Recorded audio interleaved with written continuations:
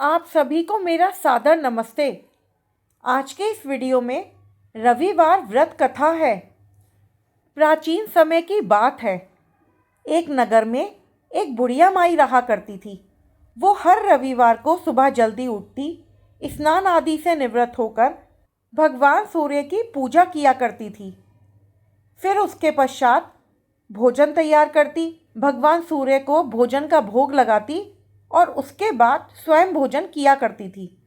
भगवान सूर्य की कृपा से उसे किसी भी प्रकार की कोई चिंता या कष्ट नहीं था। धीरे धीरे उसका घर हीरे मोती धन दौलत से भरता चला गया। बुढ़िया को इस प्रकार सुखी देखकर उसकी पड़ोसन उससे जलने लगी।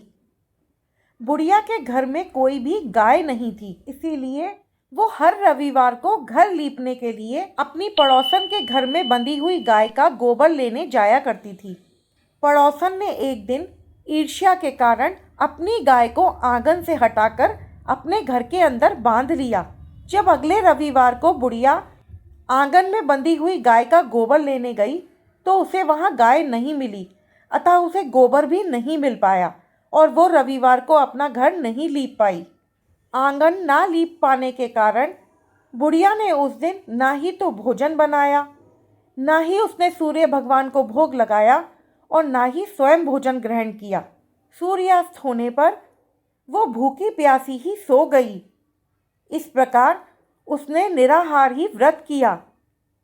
रात में सोते वक्त रात्रि में उसके सपने में सूर्य भगवान आए और भगवान सूर्य ने उस बुढ़िया से भोग न लगाने का कारण पूछा।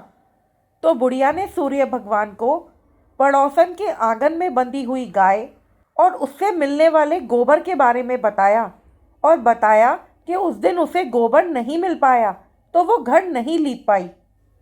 सूर्य भगवान ने अपने भक्त की परेशानी को जानकर उसकी इस परेशानी को दूर करते हुए कहा, माता, मैं आपकी भक्ति से बहुत ही प्रसन्न हूँ।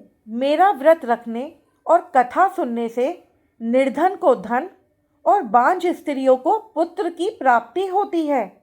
इसलिए मैं आपको एक ऐसी गाय देता हूँ जो सभी इच्छाओं की पूर्ति करती है। और ऐसा वरदान बुढ़िया को देकर भगवान सूर्य वहां से अंतर्ध्यान हो गए। प्रातःकाल जब बुढ़िया की आँख खुली तो उसने अपने घर के आंगन में एक बहुत ही सुंदर गाय को देखा, जिसे देखकर बुढ़िया बहुत ही हैरान रह गई। और जब उसकी पड़ोसन ने उस सुंदर गाय को देखा तो वो और भी अधिक ईर्ष्या करने लगी। जैसे ही उस गाय ने सोने का गोबर किया तो पड़ोसन की आंखें फटी की फटी रह गईं।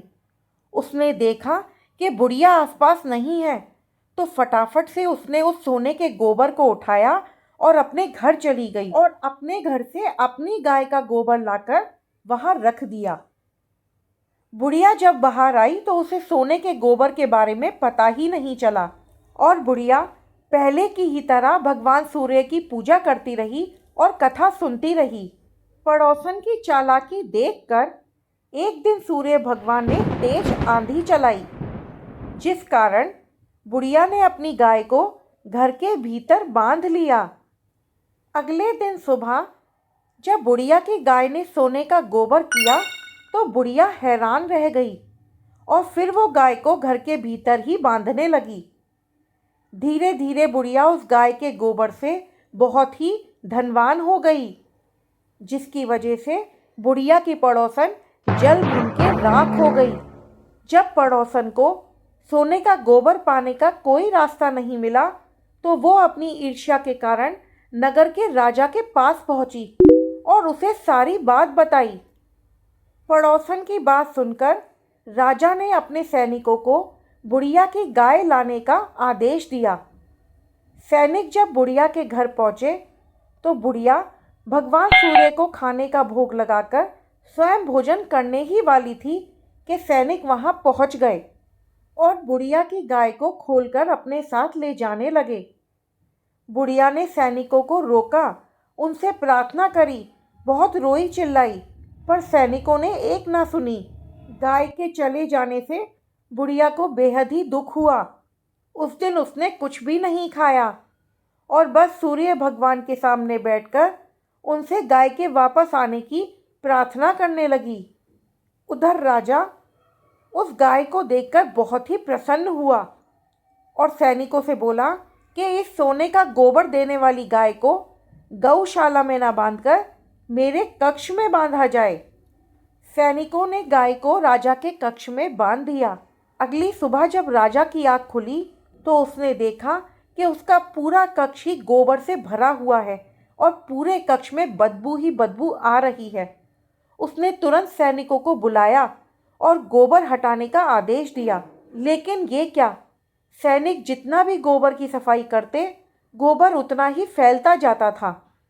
यह सब देखकर राजा बहुत ही क्रोधित हो गया और उसने तुरंत अपने सैनिकों को भेजकर बुढ़िया की पड़ोसन को राजमहल में बुलवाया और उसे दंडित किया। उसके बाद फौरन ही उसने महल में बुढ़िया को बुलवाया और बुढ़िया से राजा ने क्षमा मांगी और पूरे आदर सत्कार के साथ गाय को बुढ़िया को वापस कर दिया। तत्पश्चात राजा के महल से सारी ही गंदगी स्वतः ही साफ हो गई। इसके बाद बुढ़िया ने राजा को भगवान सूर्य के व्रत की महिमा और उनसे मिली हुई इस गाय के बारे में सारा वृतांत बताया। इसके बाद राजा ने पूरे नगर में ये ऐलान करवाया कि अब से सभी पुरुष और महिलाएं रविवार का व्रत करेंगे और भगवान सूर्य की पूजा अर्चना करेंगे। जय हो सूर्य भगवान की।